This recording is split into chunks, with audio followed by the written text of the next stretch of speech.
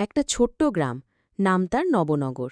সবুজে ঘেরা, পাখির কুজনে মুখরিত, তবে আধুনিকতার ছোঁয়া তেমন একটা লাগেনি। বিদ্যুৎ ছিল না, রাস্তাঘাট কাঁচা, আর গ্রামের ছেলেমেয়েরা পড়াশোনা ছেড়ে দিনমজুরিতে চলে যেত। এই গ্রামেই থাকত এক কিশোর, নাম রুবেল। দশম শ্রেণীতে পড়ে, পড়াশোনায় খুব ভালো। তার একটা স্বপ্ন ছিল, নিজের গ্রামকে একদিন আলোর মুখ দেখাবে। সবাই হাসত তাকে নিয়ে, বলতো, পড়েই বা কি হবে, এই গ্রামে তো কিছুই বদলাবে না। কিন্তু রুবেল থামেনি। সে ইউটিউবে দেখে দেখে সোলার লাইট বানানো শিখে ফেলে। নিজের বানানো প্রথম লাইটটা সে লাগায় গ্রামের মসজিদের সামনে। লোকেরা অবাক। এরপর সে আরও লাইট বানিয়ে স্কুল, হাট আর কয়েকটা ঘরে লাগায়। গ্রামের মানুষ ধীরে ধীরে বুঝতে শুরু করে, এই ছেলে আলাদা। সবাই মিলে তহবিল গঠন করে, তাকে শহরে পাঠায় পড়তে।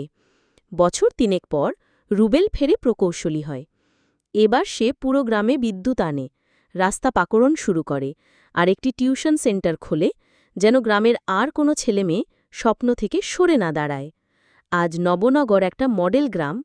সবই সম্ভব হয়েছিল কারণ এক ছেলে বিশ্বাস করেছিল, সমাজ বদলায় যদি কেউ শুরুটা